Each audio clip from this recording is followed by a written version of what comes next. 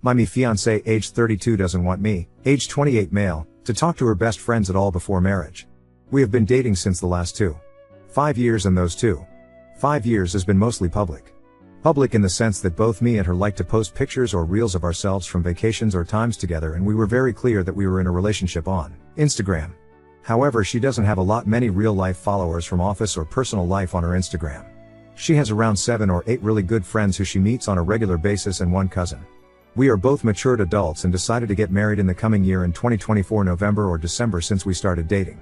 So I thought it would be better if I introduced her to my family too last month, so I took her consent and decided to meet with my family at a good restaurant in the city. My family got to know her and they liked her and decided to fix the date for our wedding. But my GF said it would be too early for her to get married this year, so we eventually decided to fix the marriage date for February 2025, 6 months from now. Usually in my city, it's a requirement to book the marriage halls early enough so that you get a proper hall. So I took her consent and discussed with my family and booked a hall for marriage. Few days later she also went and booked a hall for her side of the party. It is normal to have parties from both bride and groom's side in our culture. Basically, so far I have made her meet my family and one female friend of mine who lives in a different town with her BF, and both of the meetings were proper, well-planned meetings. She also met maybe another friend of mine accidentally in the mall. I however have never met her friends in that manner. Only once or twice I met some friends by accident as I was driving my GF somewhere, and 2-3 of her friends also hopped in and we just spoke a few words as we traveled in the car. But her friends were aware that we were dating, of course. Now a strange incident happened last week which left me really confused. It was a text from a friend of hers on Instagram.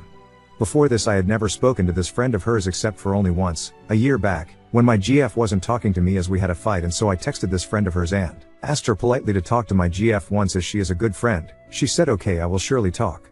And also I texted her friend only because I felt my GF back then was going through a lot of things and probably she would need a friend to discuss properly as she had a huge financial loan, etc., and even had a fight with me and her family for some reasons.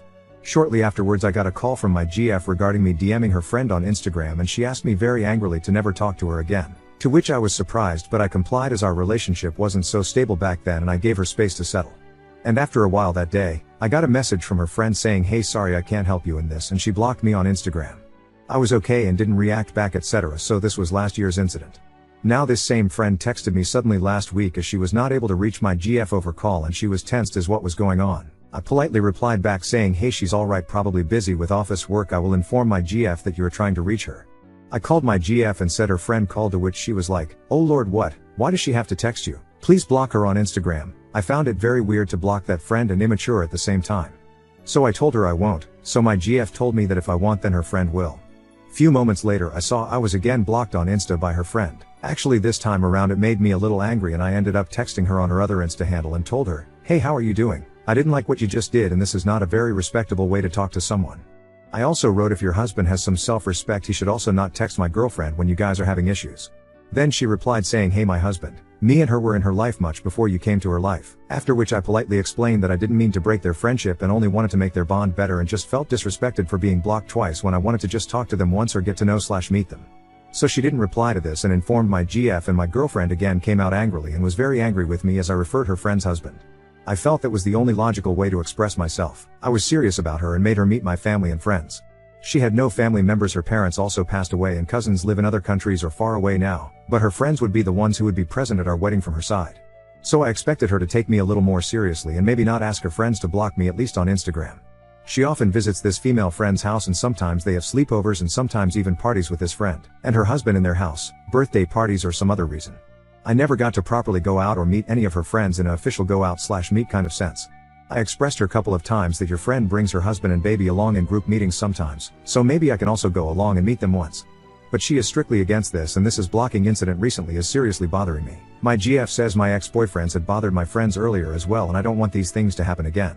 But this probably would have made sense to till maybe like a year back, but now we are gonna get married in 6 months. Even now she's hesitant and says she will introduce me to them only after marriage. And also when she gets married these friends will probably have to help her make her side of the arrangement/duties as she has no one else. So I needed to talk to them as well for our upcoming wedding preparations.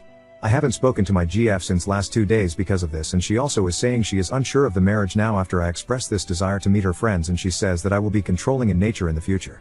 I feel she will text me or call me back soon. Am I asking for the right thing by asking her to introduce me to her friends? What should I do? What do they know about her that she doesn't want to take the chance that they might slip up on and mention to you? Yay, that's what I have been thinking all the time. Update 1. So a few days back I posted about how my girlfriend asked one of her best friends to block me on Instagram. It's not been long since the blocking incident, but today I just got surprised to learn that my GF's mother, who she always has been referring as dead, is not really dead. So a few weeks back the girl, her best friend, who is already married with one kid, just texted me to know the whereabouts of my GF as she was not able to reach her. My GF, on knowing that, instantly asked me to block her and I refused, but she then made that best friend block me, and the rest of the story is already there in the previous post. Since then I was not able to trust her. My GF has always been telling me that there is no one in her family. She said she was a single child and both her parents have passed away. She used to go to her countryside home every 3 to 4 months to visit her aunt, who she said was the only person living there, but it always seemed a little off. And every time she used to go there she used to stay for at least 2 to 3 days. There were other things which seemed off too, like whenever she used to get a phone call, her contact name used to show as Dad Home and a lady used to speak from the other end who she always used to refer as her aunt. My GF has already met my parents and we were supposed to get married in the coming February. My parents were hesitant about our marriage because they also didn't like this secrecy and the fact that my GF asked her best friend to block me. I just thought it to be generational differences and was trying to make my parents understand that maybe it's not that big a thing. But still my parents didn't like this relationship, and one day last week, they just went near my GF's office and asked a colleague of hers if she knew about her parents. But that colleague didn't know a lot about her family. I know this was not a right thing to do by my parents, but probably they could look at the suspicious things from an outsider's perspective and they just wanted to keep me safe. I tried to make them understand later that it's wrong to take these things in the professional space. They agreed not to ask there again, but also urged me to do proper research before taking a step towards marriage. So, I also tried to ponder upon my parents' POV and the whole situation from an outsider's perspective, and it was all making me grow impatient. My GF just wouldn't let me talk to any of her friends or relatives or follow them on social media. And the reason she used to give for not introducing to her family was that her family would never approve of her marriage, as inter-caste/inter-community marriages are still not quite accepted in some parts of India, but she always used to say how open-minded her parents were and that her whole upbringing was very modern, etc., and used to cuss my family for being suspicious and backward, etc., and she also used to say if her parents were alive today, they would have definitely come for the marriage. My parents liked my GF initially when they met her first time and were very happy about the marriage. My father even offered to sponsor the marriage expenses for her side as she wasn't doing great financially, but they got suspicious when she even made her best friend block me. So all these combined made me very suspicious, and I decided to visit her countryside village house today just to check. I went there acting I was looking for someone else, and when I knocked the door, her mother came out. I know it was her mother because my GF showed photos of her mother to me earlier. It was truly like encountering a ghost. She looked like a fit and fine woman with a smile on her face and just looking like my GF. My GF and I are not talking properly since the day my parents went to her office. She called my parents crazy and whatnot for doing such a thing and was angry and said people of my community are clever/cunning and crazy and do suspicious spying on people, but never accepted that she said such a big lie to our family. And while I admitted to her that it was wrong to ask at her office, but it's not right for her as well to talk like that about my family when she was acting all suspicious, asking friends and family to block me and faking her mother's death. I haven't spoken to my GF about this, and what should I make out of this really? This was a very huge lie and I don't see a valid reason for this either. Her father, as I confirmed from locals nearby, had actually passed away and her mother was living there with her aunt, who was living in a different house just on the adjacent block. I just want to know if there could be any valid reason or judgment that can be applied to this scenario, because I can't think of any. Her mother looked fit and fine to me. Roughly around 50 to 60 years of age. Update 2. So it's been a month roughly I posted my question about the weird behavior of my fiancée and her lying about her mother being dead. Today I thought of posting a small update regarding the entire situation because a lot of you have been asking me for this. After discovering that her mother was still alive, I was shocked for a few days. But gradually, I started to feel better, although I was still eager to understand if I had done anything wrong, especially because I had seen both the good and bad sides of her. Now that some time has passed and I can think more clearly, though I do miss her at times, I reflect on what I know about her. She is someone who is naturally very compassionate and has shown great kindness towards animals, adopting or helping several street animals during the 3 years we were together. I've seen her experience happiness, sadness, and vulnerability. I've seen her good sides, but she has also been very harsh in her feelings towards my community, language, my parents, and even me. She clearly did things that were wrong, like discouraging interaction with her friends and lying about her mother being dead, among other things. About 7 or 8 days ago, I noticed her repeatedly posting WhatsApp updates about how she was treated badly by me, how she was subjected to loneliness, and how I broke up with her. During that time, I attended a party with some guys and girls, and I saw her posting stories that directly defamed me, even though we had already broken up and I had every right to socialize with whomever I wanted. That day, I messaged her after seeing her status updates, partly because I was angry about what she had posted and partly because I wanted to know the real reason behind her lie about her mother's death. She responded with a lengthy message, but to summarize, she listed the following reasons. 1. She said she lied about her mother being dead because her mother never got her due respect in the past relationship. Her ex probably never let her stay at her mother's village house for more than 2 days. 2. Her ex-BF was roaming around in the city with other girls and probably even cheated on her while her mother was in the hospital. 3. She thought her mother would get proper respect if she lied about her mother being dead, like her expired father, who was treated respectfully after his death according to her. None of the reasons she gave seemed serious enough for me to believe. I pointed out that about 90% of her reasons were related to her ex-boyfriend and asked her why she had to lie about her mother, especially since I had always been supportive regarding her family issues. I told her that her explanations didn't make any sense to me at all. She later told me I was wrong to say she has narcissistic personality disorder. I told that to her once earlier because she never feels sorry and does gaslighting to hide her own errors, etc. And I read online that this could be symptoms of NPD and asked her to get expert help on this. She said she had consulted a psychologist who diagnosed her with CPTSD, which can cause narcissistic traits at times. Even so, I don't see how that justifies creating such a complex story about her mother to deceive both me and my parents, even going as far as to give a specific date for her mother's death anniversary. She was also upset with my parents because they found the whole situation suspicious and started asking questions. Although I feel bad and believe she may be dealing with some behavioral disorders, I also suspect there is a deeper, more complex secret, whether it's hers or her family's, that has led to all these stories. In my last conversation with her, I made it clear that, regardless of what she says, we are not in a position to restore the marriage. I don't want to hurt her by doubting her, nor do I want to hurt myself. Trust is something that cannot be rebuilt after everything that's happened, so I asked her to just tell me the truth. However, nothing substantial came from her that I could consider. I'm a bit paranoid, but I think it is one of two things. 1, she, her friend, and her friend's husband are still having a thing going on between them. 2, she's married or in a relationship and her friend is covering for her. That could explain why you're blocked. She didn't want you seeing a pic of her with another guy on her friend Instagram. Her excuses doesn't make sense about telling you her mother is dead. If she said her mom was abusive or she seduced an ex, you're sure I get hiding her butt. She still goes and vist, meaning the relationship is good. Too many sectors to count. I think you should end this relationship and move on. How can you trust anything she say when she's been telling lie after lie your entire relationship? Move on, man, it's not worth it. Now on to second story. Rejected my mom's boyfriend's extravagant gifts and invitations. He yelled at me. Now my family thinks I'm too harsh. I, 17F, am kinda confused if I'm in the wrong here. I'm leaning towards that I am, but I want someone else's opinion. My mom started dating a new guy like 6-ish months ago and I honestly never really liked him. I don't know how to explain it other than he just gives me weird vibes. I've been trying to be nice though because my mom likes him and I want her to be happy. He's been trying to make an effort with me, I think. He'll send me texts throughout the day and pictures. He tells me I'm smart and stuff too, which is nice. But I don't know. I'm just kind of uncomfortable with it. My mom says he's just being nice, but I don't know. Anyway, my birthday was a couple days ago and he got me a really expensive necklace. He also gave me a ticket to a show that I've been wanting to go see and he said he has the other one and that we should go together. I just felt like it was too much and I told him that I was really grateful but that I couldn't accept them. He got really mad, and he said that he already spent the money so I should just take it and go with him. But I really didn't want to. It ended with him yelling at me and me basically running away to my bedroom. My family thinks I was too mean and that he's just trying to bond with me. I don't know. Ida? Update 1. So if any of you were interested, you were right. My mom's boyfriend was trying to groom me. Apparently, for as much as my family said I was overreacting by turning down his gift, my mom didn't like that he yelled at me. Apparently, while she was pushing him for answers about why he got me something so expensive in the first place, he said something she thought was suspicious. Turns out he only started dating her because my mom had a picture of her, my older sister, and me on her dating profile and he wanted to get to me. Which is creepy. She said she's taking that picture off her profile now, but also she's not going to go on dates for a while, which I definitely feel bad about. I can't help but feel like it's my fault. But yeah, that's the update. Thank you guys for being so nice even if you thought I was being a little stupid. I hadn't really learned much about predators before now. Edit. People keep bringing it up so maybe some of you can give me advice. In a comment I mentioned him watching me one weekend by himself and sleeping through most of it. Some of you guys are thinking he drugged me and did something because I only got tired after he made me lunch and I woke up sore. Should I actually tell my mom? I don't really see why it matters considering it happened like 2 weeks ago and I don't think I could prove anything anyway. Update 2. I don't know if this will be my last update or not, but I wanted to post it because of how many of you seemed worried about me. I told my mom. It was really hard. I want to say I was brave about it, but I cried a lot and was really scared. I could barely actually say it out loud, so I showed her my Reddit post and what you guys were saying.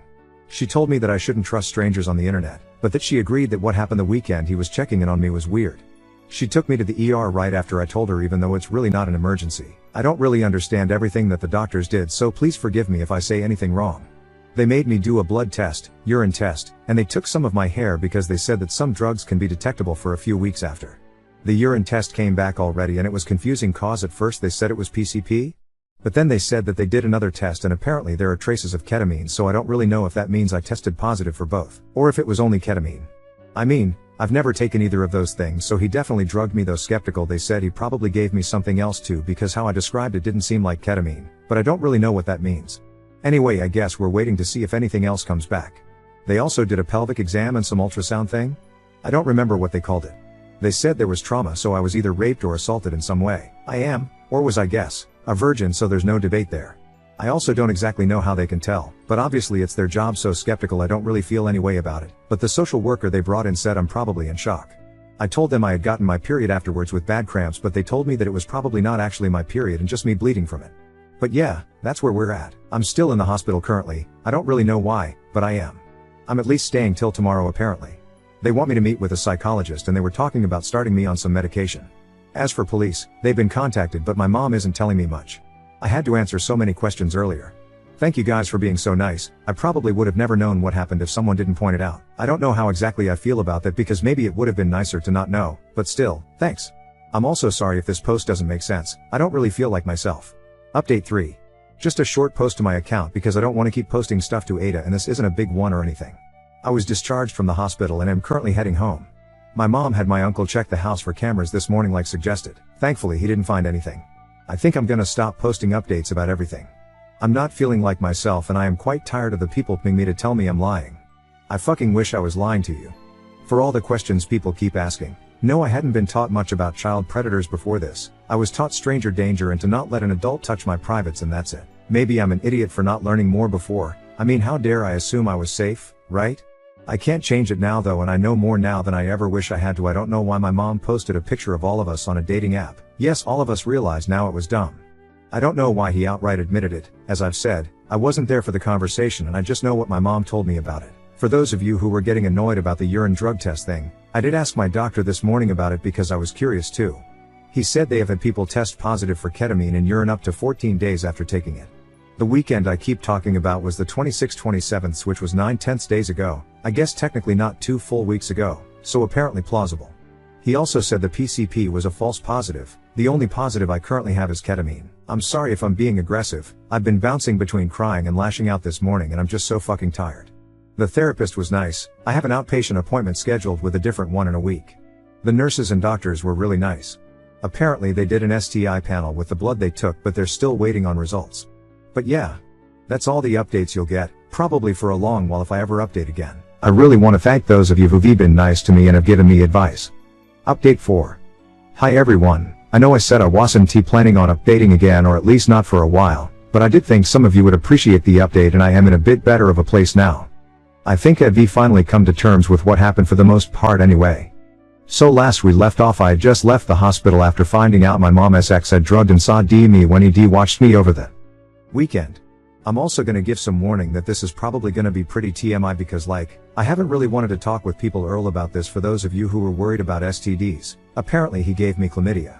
The doctors told me it was a thing that not everyone has obvious symptoms apparently, so it's not weird I didn't know. Which is super weird cause I always assumed STDs hurt really bad. But anyway, I got antibiotics so all should be good. I also had my first ever appointment with an OB-GYN, which was weird. She did say there shouldn't be any permanent issues from this, which apparently was a concern of the hospital doctor because of how severe the damage seemed, like a week plus out. As for the people who talked about him maybe trying to approach me at school, my mom alerted the school about him. He hasn't showed up at my school or anything, but sometimes I swear I see his car. My therapist, which I've already had 4 appointments with, crazy, said that I should be aware, but that it's more than likely not him and that it's my anxiety. The police were involved for a while, but they said that without DNA evidence they couldn't technically prove it was him. I don't know how true that is, but my mom said some very mean words about them, so I'm assuming it was not a great conversation. So I guess we just have to move forward on our own. My mom is no longer on any dating apps. It's gotten more and more obvious to me how guilty she feels, but I think she's slowly starting to act more normal with me and my sister again. She also got a gun and has been working on her aim at the shooting range. Kinda crazy cause she's always hated guns, but when I asked she just cursed out the police. I don't really know how to take that, so I'm just rolling with it. I'm sure Thanksgiving is gonna be weird cause basically everyone knows what happened now, but worst case scenario I'm gonna hide from everyone in my bedroom since we're hosting. I'm kinda worried about someone making a comment about it, especially since, maybe some of you guessed it, because of how little I really knew about sex and predators and stuff, but a lot of my family is super religious. I'm just worried they'll make comments about me being impure or something. I hope not though. But yeah, that's where I'm at. Things are mostly normal again. Just a bit more therapy, anxiety, and knowledge about sex and sexual predators. Thank all of you who have been really kind to me. It's been a weird few weeks. I started painting again yesterday though, so maybe I'm getting back to being me.